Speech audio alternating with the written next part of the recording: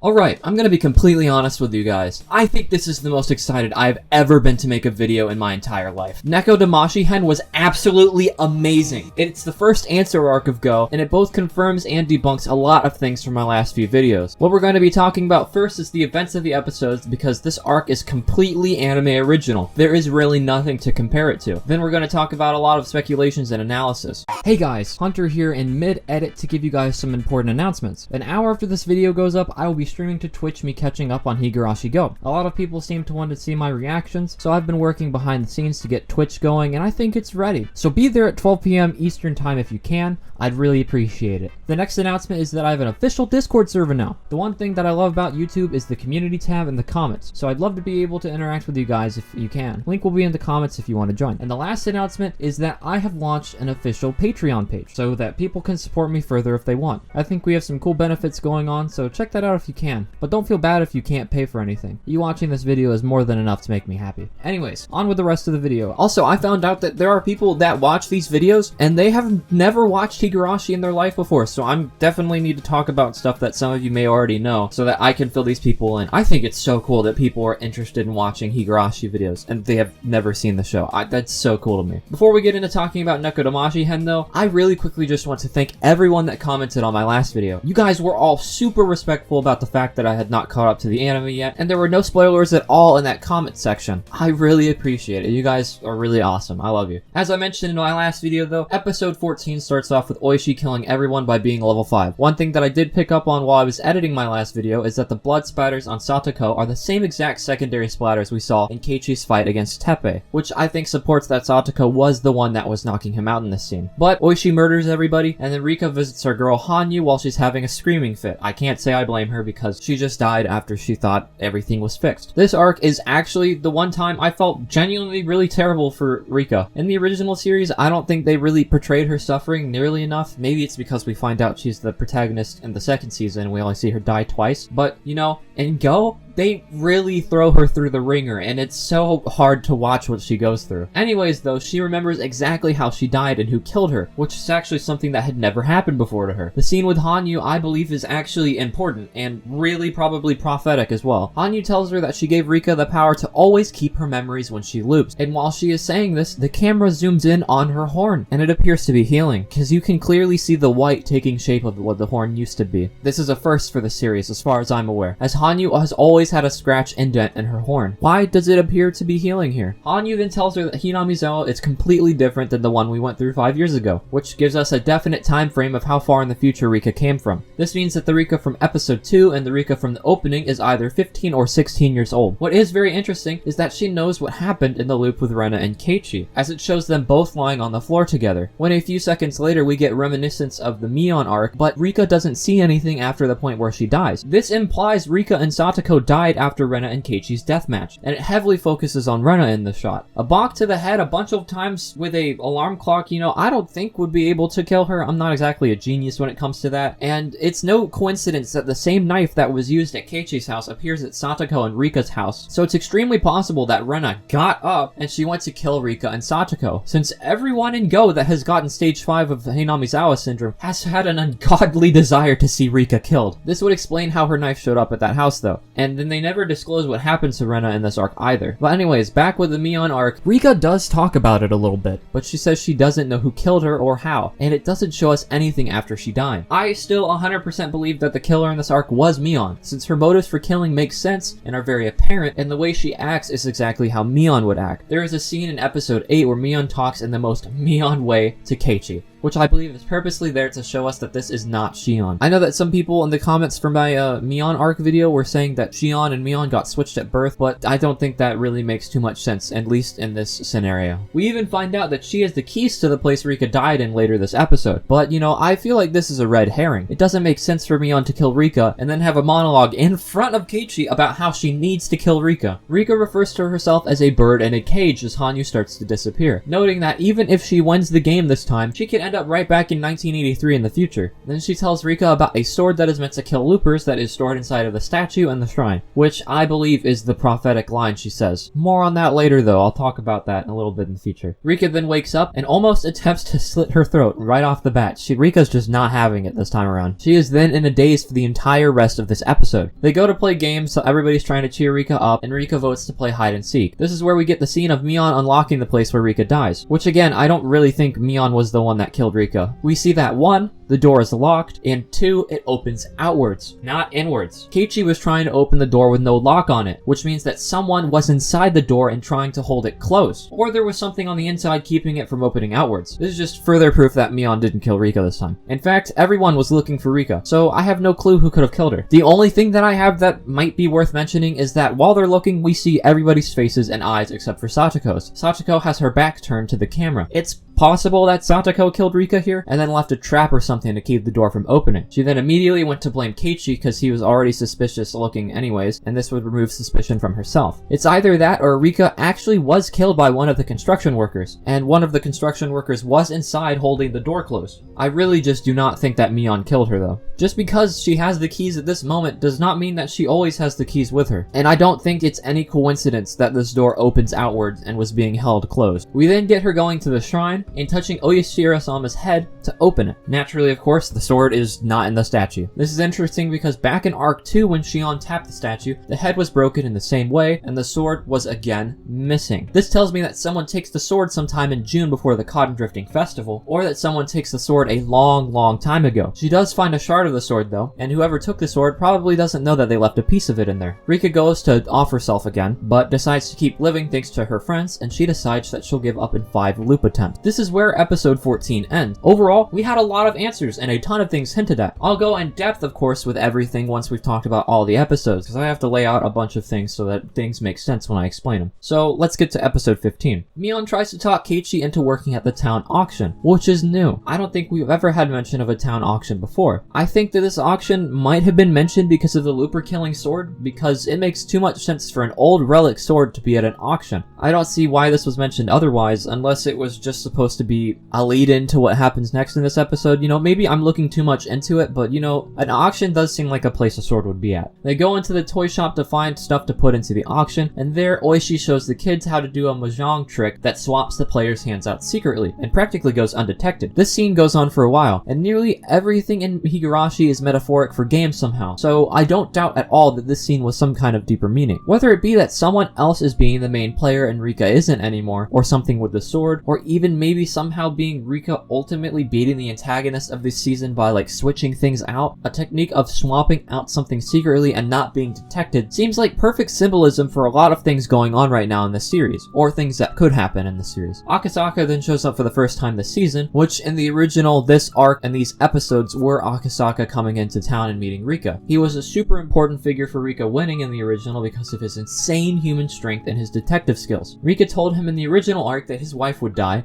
but he didn't listen to her, and that led to his wife actually dying, which is why he has a ton of faith in her. They have a touching reunion, and Rika asks him to stay for the festival to make sure that she stays protected. He agrees to stay, but before we even have time to think, it cuts to Rika half dead on the ground? Akasaka's at stage 5? Are you kidding me? What? Okay, this seems almost unnatural. Unlike Oishi, there is actually no way that he naturally got to stage 5 of Hinamizawa syndrome. Someone had to have given it to him. There is absolutely no way otherwise. Akasaka kills her by blowing the place up to get rid of her first loop attempt. Keiichi almost runs into the building before it blows up, but he's stopped by Oishi. Once again, Keiichi dodges death somehow. There is a shot of Satoko's back facing the burning building, deliberately not showing her face, which I think is very interesting because we clearly see Mion, Rena, and Keiichi freaking out, but she is just standing there motionless. Very peculiar, Satoko. I swear you just get more and more suspicious. I might as well start calling you Susako. After this, we immediately go to Rika's second death, which is Mion's mom? What the actual hell is going on here? She decapitated Mion, and then she kills Rika by cutting off her head. Yo, what? Higurashi Gou has no chill right now. What is going on? And then we cut to Kimiyoshi drowning Rika in a lake, which I mean, you know, it's nice to finally see Kimiyoshi doing something, but like, really? Killing Rika? Come on now, Kimiyoshi, you could be doing anything else. Then we finally get to see Keiichi actually with high stages of the syndrome, attacking Angel Mort for some reason. Keiichi and Rena fight, in an homage to what happened in the original series, but Keiichi literally bonks her on the head and breaks her skull very clearly, which in a way kind of debunks something I said in the last episode where a bonk to the head wouldn't be enough to put someone in a coma, since a bonk to the head here breaks someone's skull unless Keiichi has got like superhuman strength or something. The poor Rika though even notes herself that she cannot catch a break. What is very interesting is that we see a shot of Satoko lying on the floor, and it's not really clear if she's dead or not. We never see her die, and she hardly has any blood on her compared to the rest of the people in the building. Everyone else has tons of blood on them, or is in pools of blood. She just has a tiny little bit on her. Very interesting, Sasako. We see teenage Rika at a place called St. Lucia Academy, which I believe is a school she went to outside of Hinamizawa, because like, there's no way a school this nice is in the country. She then gets her skull smacked in to end this episode. Let's talk about something I mentioned a little bit earlier in this video though, which is that Rika is being targeted by everyone we have seen go level 5 in the show, all of which are going after her for different reasons. This is unusual because we see people in the past with level 5 go after people they are paranoid of, but all of these people like Oishi, Akasaka, Kimiyoshi, and Mion's mom all go after Rika for seemingly no reason. Even Keiichi does. Mion was going to, but then Rika had already died, and Rena also probably went after Rika in the first arc. So why? Why is everyone with level 5 suddenly going after Rika? Almost as if they're drawn to her. It almost seems strategic. Every one of these people is someone Rika would go for help for. Like, literally all of them. Akasaka went level 5 after Rika went to him for help, and it's also likely the same way that happened to the other people. The culprit knows how Rika thinks, and who she would search for help from. It's also incredibly worth noting that up to this point, Satoko is the only one that hasn't discreetly shown any high stages of the syndrome. Everyone else in the show now, like literally everyone except for maybe Chi-sensei, has shown high stages of the syndrome, which I do not think is any kind of coincidence. Now, episode 16 is brutal. I really don't know if I can show anything that happens in this episode on screen, because there's some really horrific stuff that happens here. We get the most gruesome scene in all of Higurashi as Satoko performs a live cotton drifting festival on Rika's live body. There is a lot to talk about here in this scene though,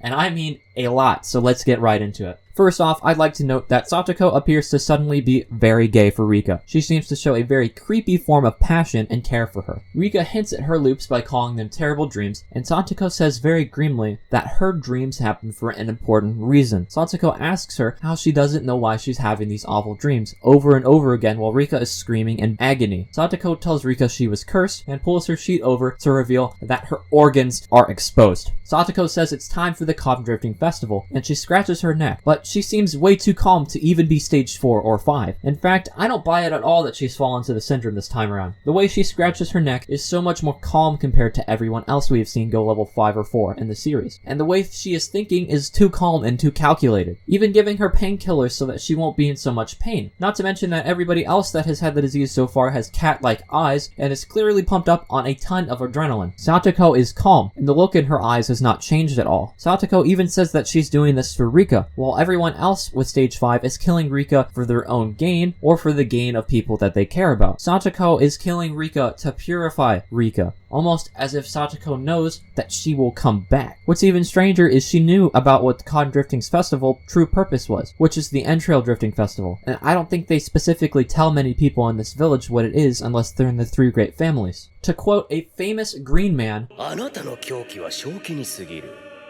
そんな逆しげにおとなしく同情を買うように振る舞うなど、狂気に対して失礼というものです。 Anyways, she keeps going on and on about curses, and says Oyashiro-sama told her that Rika was not fit to be a priestess anymore. Her saying this makes a lot of sense because Hanyuu could not tell her anything, and the sword was not present when she went to look for it. Rika is no longer the lead player of this game. That is what Oyashiro-sama saying Rika is the priestess truly means. Satoko says that she is the new priestess, openly admitting that she is now the one in control. She then starts slamming the hoe into Rika's open entrails in one of the most gruesome scenes in all of Higurashi. Like, seriously, a lot of you guys were saying you could not watch this, and I myself had kind of a hard time watching this scene. Rika asks why this is happening, and Satoko tells her that she committed the ultimate sin by wanting to leave the town. Even says that she had been wishing to leave Hinamizawa for a long time. This definitely implying she knows Rika has been looping, and mentally is over 100 years old. There is no other reason Satoko would know Rika had been wanting to leave the town for so long, since, it starts off with Rika loving the town in the very first series. How else would Satoko know that Rika had wanted to leave if she had not come from the future? This gives Rika a very clear flashback to an older Rika, and we get then 100% confirmation that Go takes place after the first season and after Kai, as we see flashbacks of events from both and the inevitable victory against Takano, which, if people were still saying it wasn't a sequel until this point, I'm a little surprised, because I felt like it was pretty obvious after episode 2. Satoko is clearly in pain doing this to Rika, which suggests she is not at all under the influence of stage 5 of the disease. None of them had any doubts or qualms with killing Rika at stage 5 at all, and they felt zero remorse. Satoko feels sad. Satoko then slams over and over again into Rika, asking her why she had to wish with all her heart to leave Hinamizawa. If she didn't do so, she wouldn't have to die to the curse, and Satoko says that it's all her fault she had to go and kill club members. Now, this is where things get really strange, as Satoko literally starts to fondle Rika's intestines. There is no way I can show this anymore, because this is just... Satoko says that because of Rika, she's had to spill so much blood. This all but just confirms that Satoko has been the one at work behind the scenes here, and that she had been the antagonist. She is showing so much remorse and pain for having to kill people, which is completely unlike the other Stage 5 members. And we have no proof at all in this arc that Satoko has killed other club members, or that we've even gotten to the Cotton Drifting Festival, as the deaths always happen on the same day of or after the festival. We have no frame of time for when Rika is being killed right now. Satoko asks what about how they lived did she not like, causing her to go and remember a lot of scenes that I assume were from the visual novel. This causes Rika to self-reflect on why she wanted to leave so badly, where her and her teenage self interact with one another. And in the middle of a somber revelation about how she thinks she really loved the town, we cut right back to Satoko ripping Rika's guts out. Rika apologizes to Satoko about not loving the town enough, and then she dies. What is very interesting about Rika's death here, though, is that in the other loops, we see her visibly snap, and in this arc, all she does is close her hand, and we do not see her snap ever. So this leads me to think that maybe Satoko was the one that snapped here, because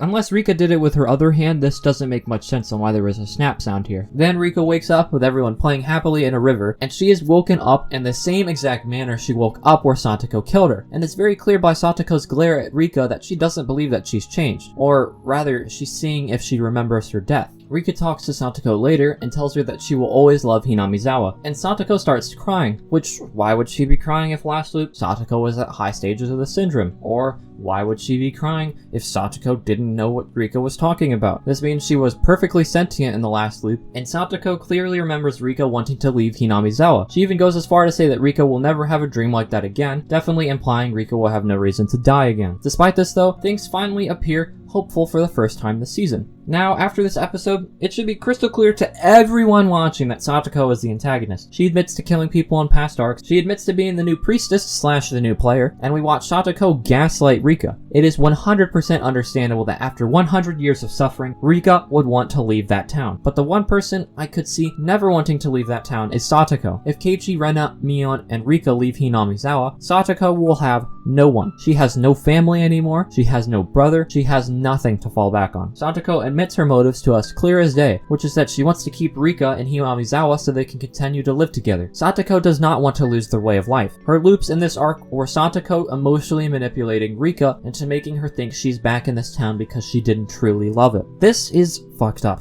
Actually fucked up. And it's seriously no coincidence that nothing bad is happening at all once Rika tells Satoko she loves the town. Satoko saying that Oyashiro-sama stood in front of her definitely implies that Featherine or Hanyuu visit her in 5 years and brought her back to where Satoko was truly happy. Either way, this is probably one of the most fucked up beach episodes in all of anime. Am I gonna go to hell for making that joke? But anyways, let's get to episode 17 now. In episode 17, Takano apologizes to Rika, saying they got wrapped up in conspiracies and that she was planning to kill Rika and her friends. This ultimately proves that throughout this entire season, Takano has been good and has not been the cause of any deaths. This means that the Great Hinamizawa disaster doesn't happen at all, which was an event in the original where Takano forced a protocol called Emergency Manual 34 into action. This would cause the government to slaughter the entire town out of fear of the town running rampant. Tomitake then confirms to the audience and to Rika the reason they go missing every arc is because he takes her out of the village due to her admitting her sins. Rika asks her what changed her mind, and she says she wouldn't understand. Very peculiar. The Cod Drifting Festival passes, and someone from the Tokyo Bloodhounds approaches Rika. These are people that are a league above Takano's Yamainu from the original, and are sent to investigate Irie's clinic / put things to a stop. This is the same guy and voice actor that appeared in episode 4, which implies that Takano did go away with Tomitake, and that the Bloodhounds came to clean things up and investigate the clinic. But this definitely does tell us that the construction workers from Arc 2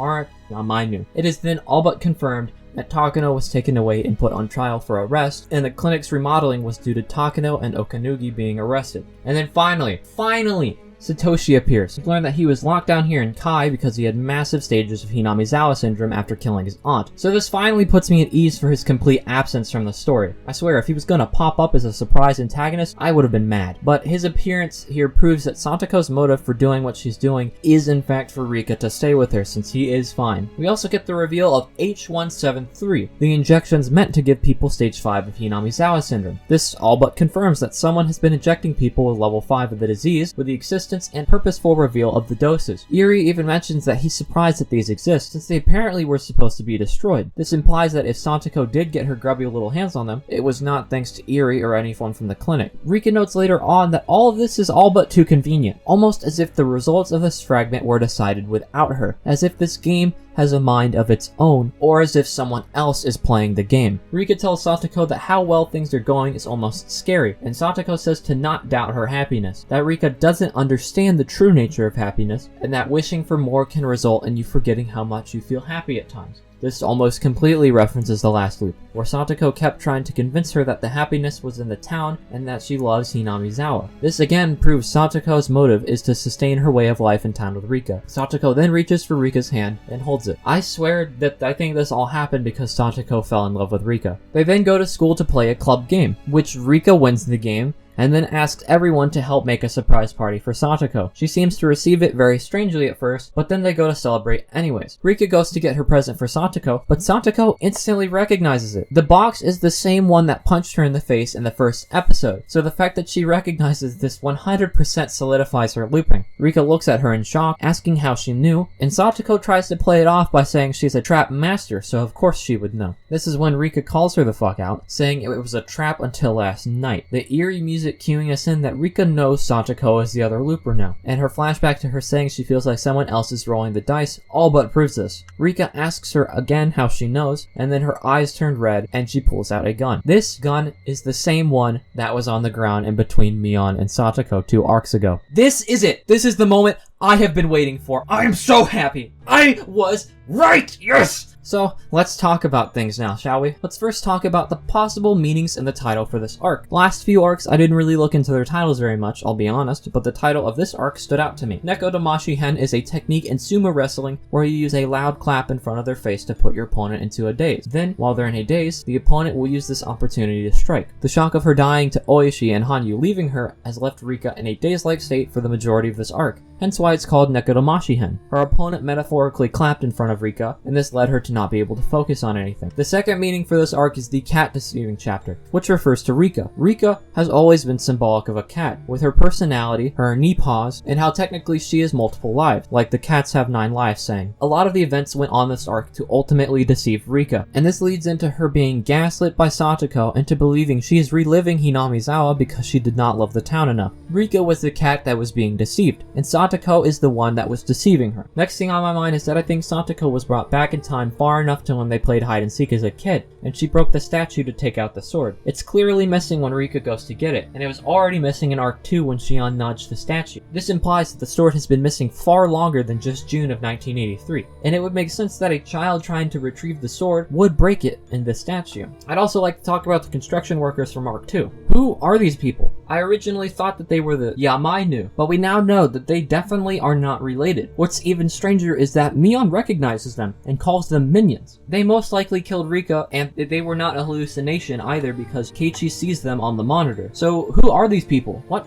purpose do they serve? The last thing I want to talk about as far as Higurashi goes is that I highly doubt that Satoko knows Rika will remember she killed her. I believe that in the next arc of the show, Rika will team up with Takano. Yeah, that's right, I think she's gonna team up with Takano. Takano is very clearly apologetic and willing to do what she can to atone for her sins. And Rika knows she is good now. Naturally, she will go to her for protection because not only does she have an army to protect them, but Takano also knows everything about Hinamizawa syndrome. I think Rika is definitely going to kill Satoko with the sword fragment, as we've seen Rika make big sacrifices in the past. In Higurashi Rei, she killed her own mother to be able to return to the Hinamizawa she knew and loved. I don't think it's too far-fetched to believe she would kill Satoko to finally set herself free, especially since she's beaten Satoko with a chair in the past. Rika is willing to do what it takes. The last thing that I'd like to talk about is possible Umineko implications. I have started to delve a bit into the gigantic hole that is Umineko, and I think that this arc is starting to set up a lot of possible puzzle pieces to get these two moving together. First, I'd like to talk about Hanyuu. Hanyuu has a ton of parallels to Featherine, the Umineko witch of theater-going, drama, and spectating. Their names are very similar in the fact that Hanyuu's name translates to feather and to in, which together means Featherine, and the katakana that makes up Featherine's middle and last name, Ao, also is a catchphrase that Hanyuu uses a lot. An alternative reading for the kanji in the name Hajio, coupled with the honorific O prefix, becomes Oyashiro, the more commonly known name for Hanyuu. The horns on Featherine's head are actually apparently a memory device, and when damaged, she is said to lose sight of herself. One of the other Umineko witches, Lambdadelta, said that at one point Featherine's memory device was damaged, and as a result, she suffered a change in appearance and in personality. Hanyuu's left horn has a very distinct crack in it. Our boy, Ryukishi7, apparently suggested that Featherine actually transformed into Hanyuu when her memory device was damaged. He never officially confirmed or denied this, but he did hint at it very heavily. In Go, Hanyuu is not very helpful to Rika at all, but she mentions there being an item to kill another looper. All while doing this, her horn appears to be healing. If it is healing, then this means that she is returning to her true self as the witch Featherine, or at least she is becoming the true Oyashiro-sama. Undoubtedly, I think that Hanyuu or Featherine gave the power to Satoko to go back in time and begin looping to keep Rika in Hinamizawa. Featherine also has the ability to change and manipulate the world, so there are plenty of ways she could have done this to initially benefit Satoko, such as giving her the injections or putting her in a place where she could get the sword. Why she does this, I'm not sure, but it's said that Featherine is always bored, so if she is doing this, it is likely purely for her own entertainment. The next thing I'd like to talk about is Bernkastel. The Witch of Miracles from Umineko, known as Bernkastel, is directly related to Fredrika Bernkastel, and Fredrika Bernkastel is Rika, her first name being Rika's full name, Furude, and Rika combined to make Fredrika. There's even a line in Higurashi Rei where Rika says that she will no longer be the witch Fredrika Bernkastel. Bernkastel is often referred to as a cat of Featherines, and she even wears a tail to emphasize her catness. She apparently even transforms into a cat,